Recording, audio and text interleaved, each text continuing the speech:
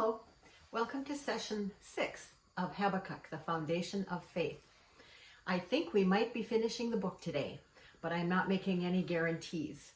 Those of you who have been with me a long time are probably chuckling. There's just a few verses left, but they are so full and so rich. It's the culmination of everything that Habakkuk and we have been learning. So I don't want to skip anything. We'll see how it goes today. Last week, Habakkuk said to God, "Please, God, in the midst of your wrath, remember mercy. I understand you're going to be sending in the Babylonians against us, that's going to be difficult. It's war. And that at the end of that time, they will take us away captive. I get it." But he said, "Please renew your works. Do those mighty works again that you did in the olden days for us, your people." And then God begins to give Habakkuk all these visions and messages of things that God did for them in the past when they cried out to him. And we read some exciting examples of that. And today we have just a few more, but you'll see when we get to them, they're so rich and interesting, we really couldn't skip them. So starting to read now in Habakkuk chapter 3, verse 11. I'll read 11, 12, and 13. Now Habakkuk is seeing these visions of things that God has done in the past. And he says, "The sun and the moon stood still in their place at the light of your arrows as they sped, at the flash of your glittering spear. You, O God, marched through the earth in fury. You threshed the nations in anger. You went out for the salvation of your people, for the salvation of your anointed. You crushed the head of the house of the wicked, laying him bare from thigh to neck." That's going to be interesting when we get there. Okay, let's go back to verse 11. The sun and moon stood still in their place. You probably know what that is referring. It's from the time of Joshua, when Joshua and the Israelites were just taking control of the promised land. They had just crossed over, and now they had the responsibility and the privilege of claiming that land, and they had to chase people that lived there out of there. They had to win all kinds of little battles and take the land. Now it's interesting, I was thinking this morning, that sounds incredibly politically incorrect today, doesn't it? That should be okay that they did that. In fact, that God sent them and told them to do that. But there's a couple of things going on that we need to keep in mind when we study the Old Testament.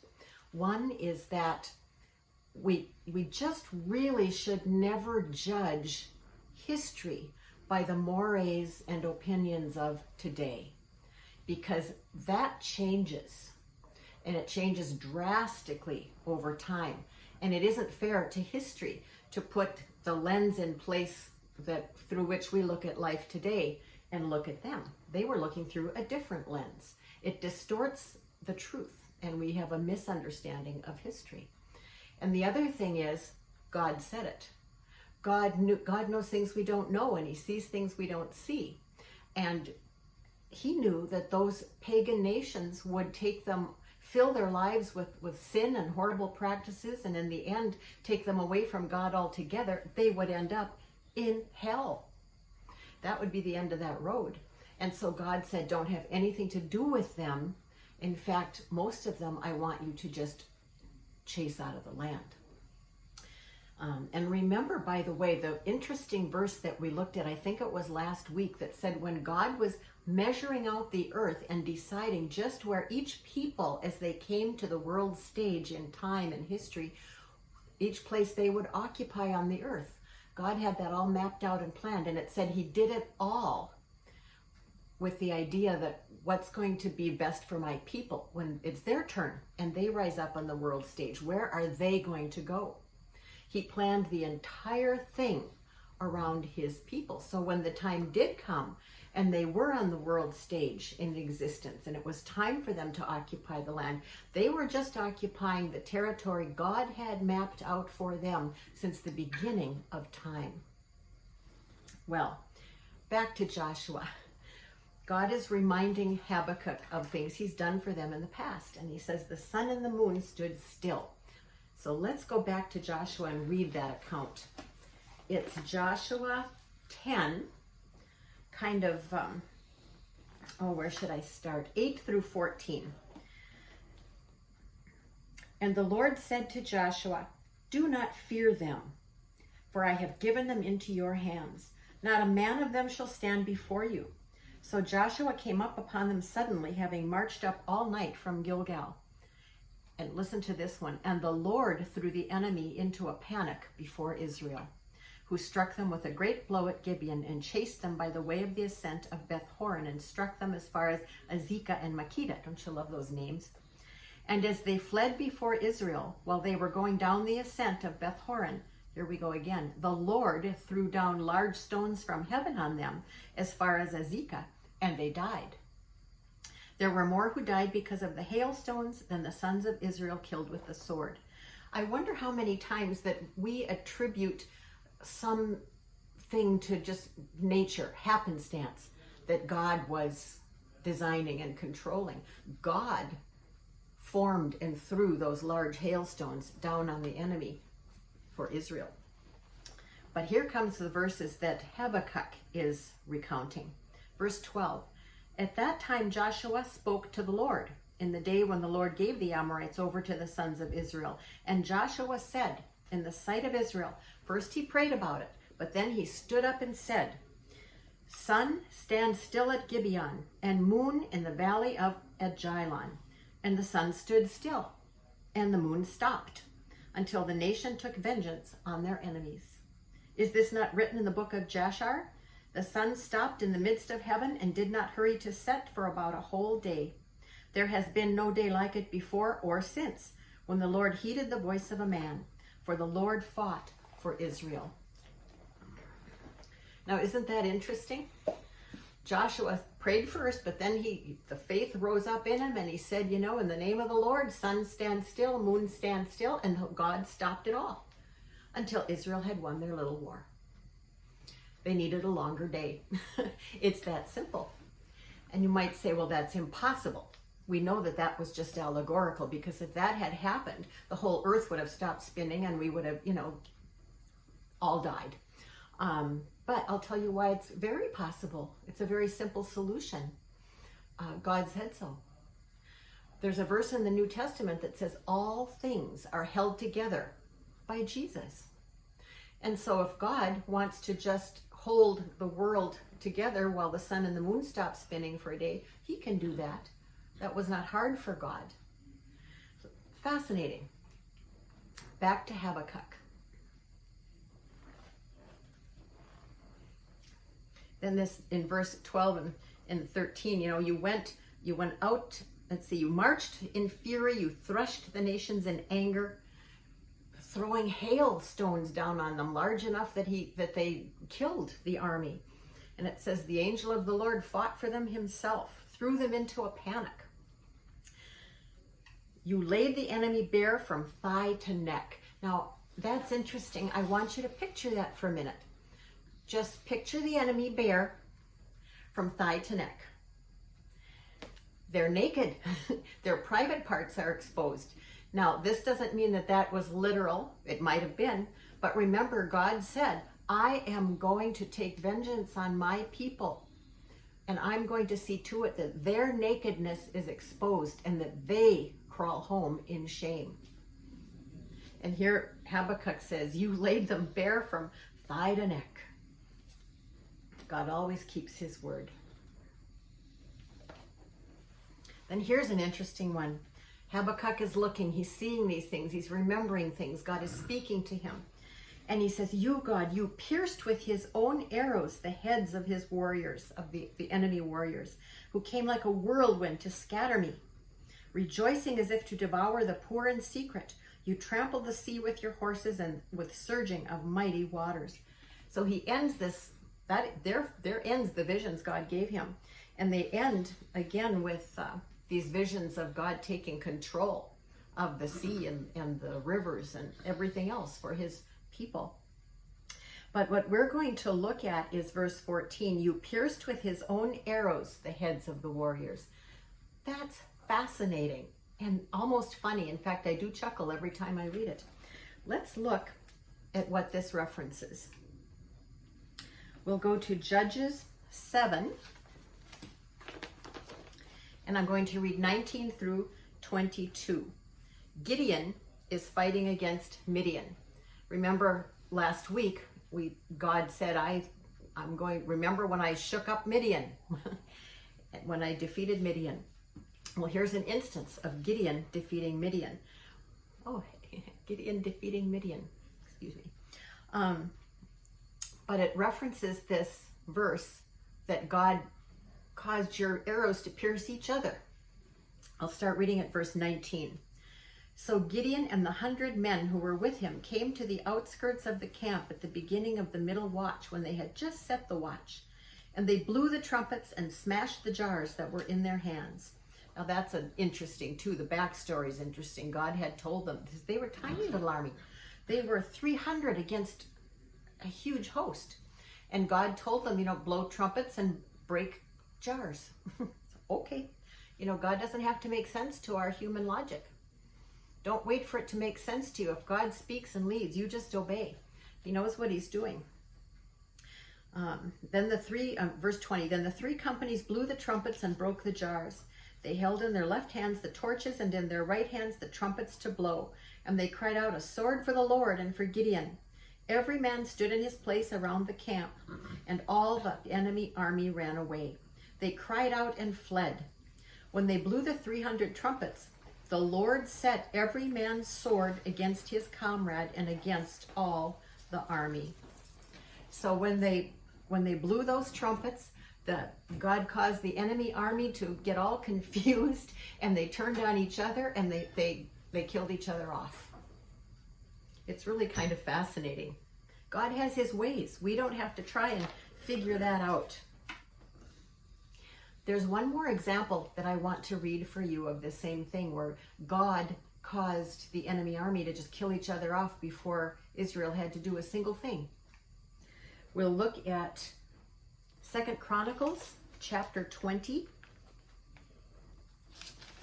And I'm going to read quite a bit of the backstory here, because I think you'll see that it follows the pattern of Habakkuk. 2 Chronicles 20.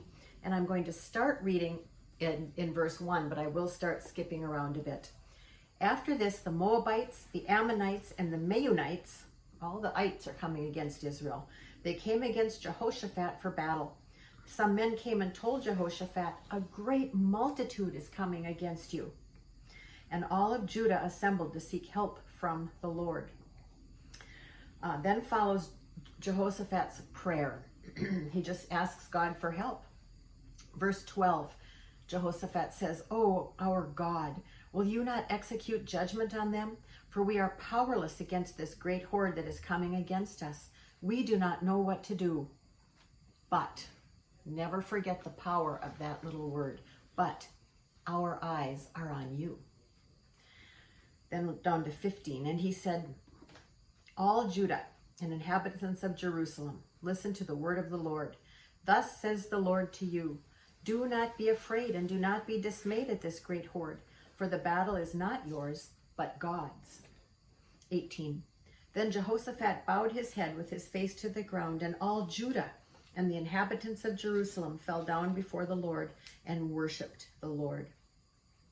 So they were faced with something far greater than they were, and a multitude of armies. I think there were 3 to 5 armies coming against them, and they were just Judah. They were just one of the tribes, and they just, after praying and seeking God and asking for help, they're just standing before the Lord, just kind of feeling vulnerable, going, "This is too big for us, God.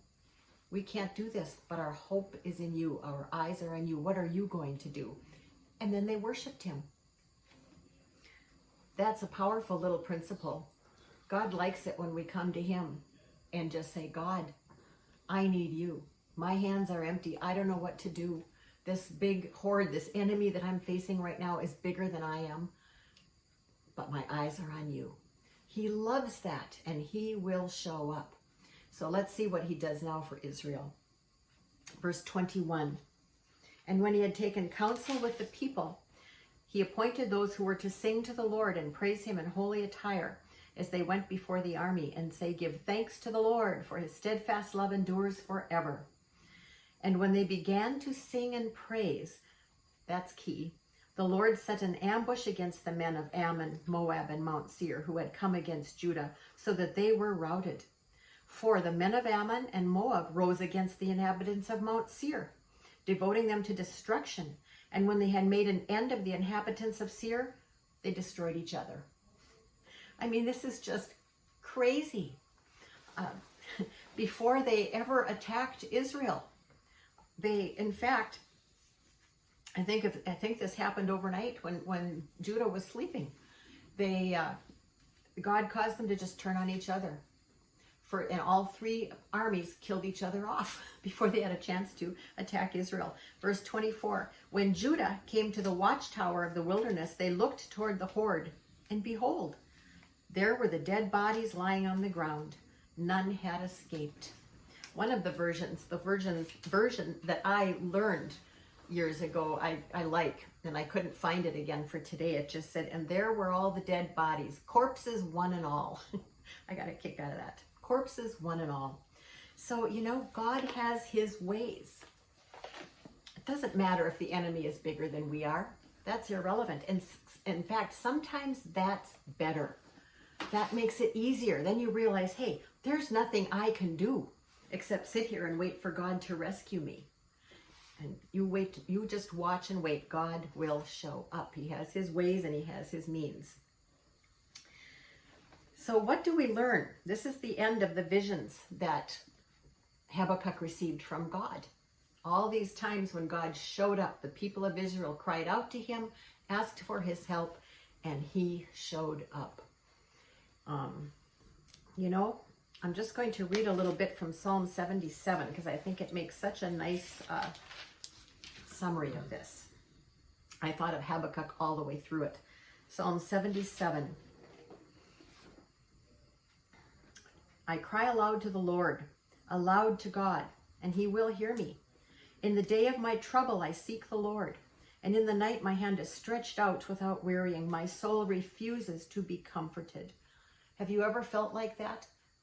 My soul just refuses to be comforted.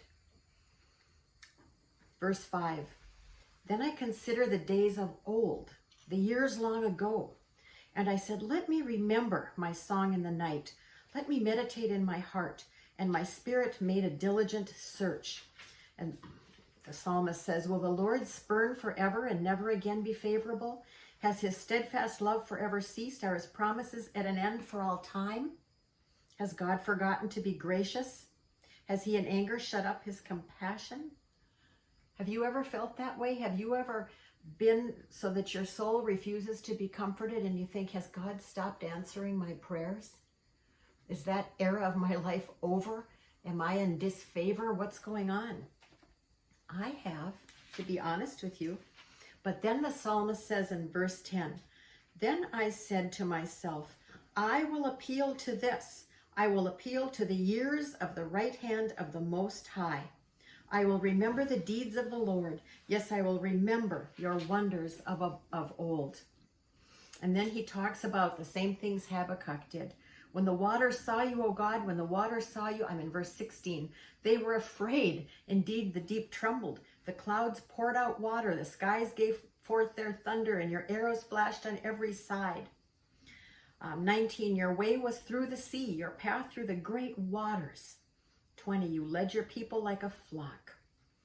So he says, when my soul refuses to be comforted, when I'm afraid or heartbroken and I can't find my way back, I'm going to remember all that God has done for me in the past. This is really a powerful principle. And he begins to just remember and recount the times when God showed up.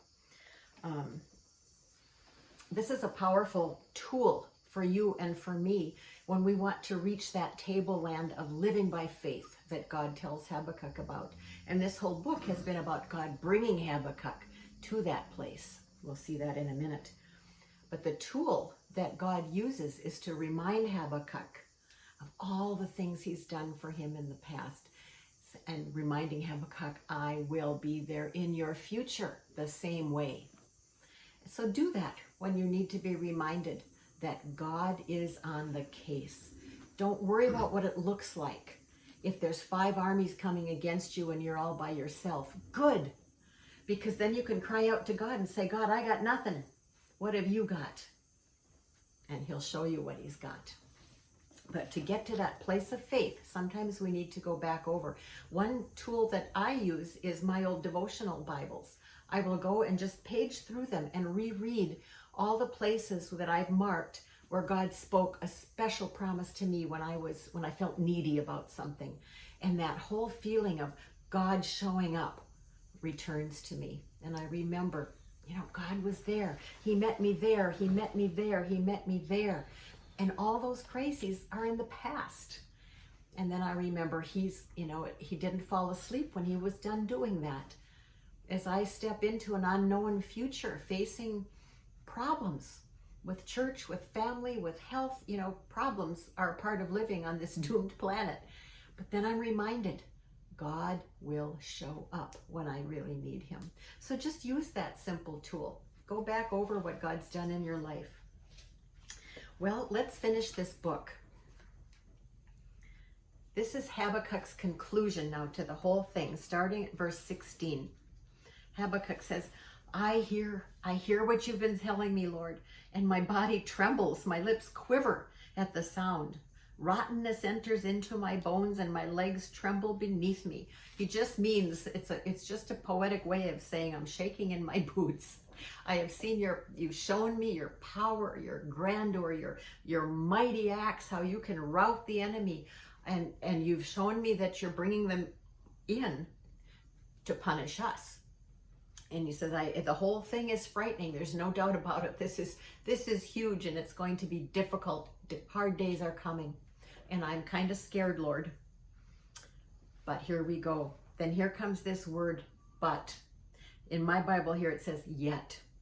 Yet I will quietly wait for the day of trouble to come upon these people who invade us. He's learned, God's going to show up when we really need him and the time is right.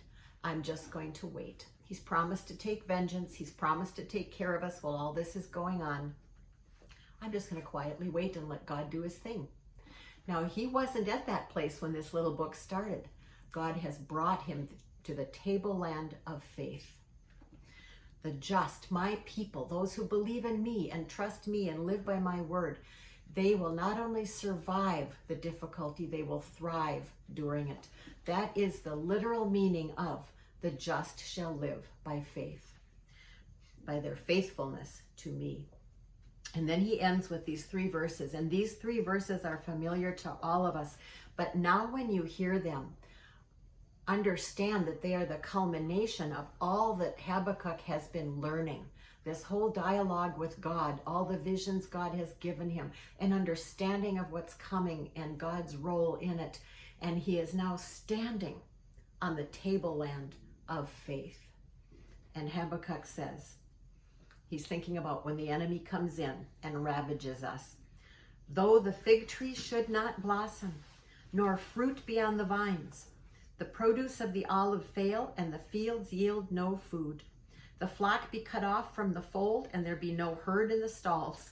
He's saying, even if they come in and decimate the country, so we have nothing to eat, nothing to drink, no livelihood, they're going to destroy us. He goes, it's coming. I know it's coming. Yet. Could just as well be but. It's just a little connector there. Yet, verse 18, I'm going to rejoice in the Lord. I'm going to take joy in the God of my salvation. To rejoice means to express great joy. I'm going to express great joy in the Lord. I'm going to be happy that the great God of the universe, this powerful God who has shown me and reminded me that he's had all this planned since time began, and that he's in complete control of it, and that he's going to protect his people through it, even during times of punishment. And he talked to me. He just came and met me and answered all my questions and reassured my heart. I'm going to take joy in that. I'm going to trust him. I'm going to believe in him. I'm going to walk with him through this. And I'm going to just let that be my happiness. And there are verses that say that God will stir our hearts to joy. Just let God make you happy. Keep your eyes on God. It says, I'm not going to look at my circumstances anymore. They become, here is the key. They don't become unreal. We don't just live in another world and this life is all not real and doesn't matter. I've been accused of that. That's not true. But let me tell you something. The facts become irrelevant in the light of God's truth. You find out what God said. What is God doing? What has God promised? And you base your life on that. Base your daily decisions on that. And don't worry about the facts that swirl about you. Let God worry about those. That's faith. That's living by your faithfulness to God and His Word. That's what it's all about. Take joy. It's an action. It's a choice. 19. God the Lord is my strength.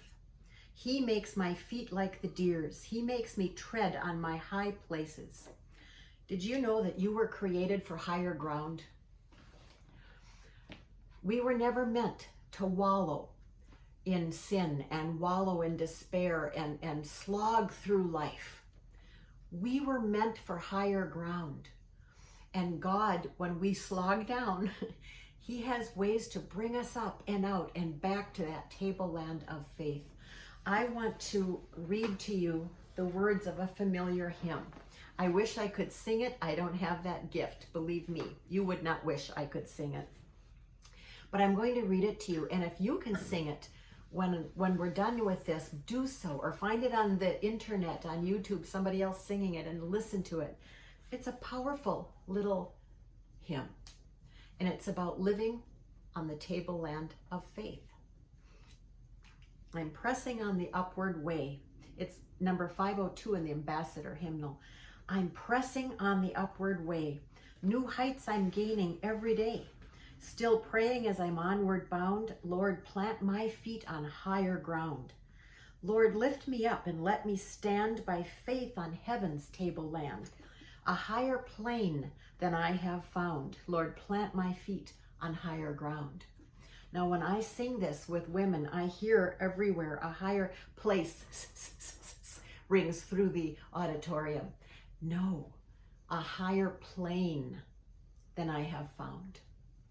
In our spirits, we are meant to be lifted up and placed on the tableland of faith, far above the ugly circumstances and happenstance of this life.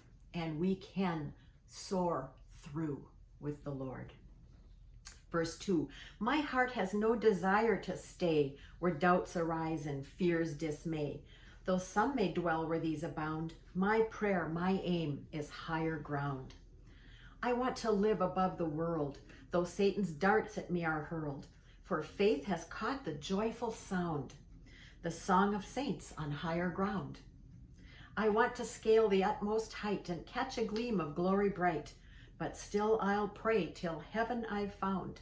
Lord, lead me on to higher ground. Lord, lift me up and let me stand by faith on heaven's tableland, a higher plane than I have found. Lord, plant my feet on higher ground. That's where we're going to leave Habakkuk. His feet have been planted on higher ground. By God's help, he has reached heaven's tableland while walking this earth, and he can say, bring on the Babylonians. Bring them on. I'm ready. I'm resting in God. I trust God. My eyes are on God, and God will walk me and everyone else through, and he will carry out his word.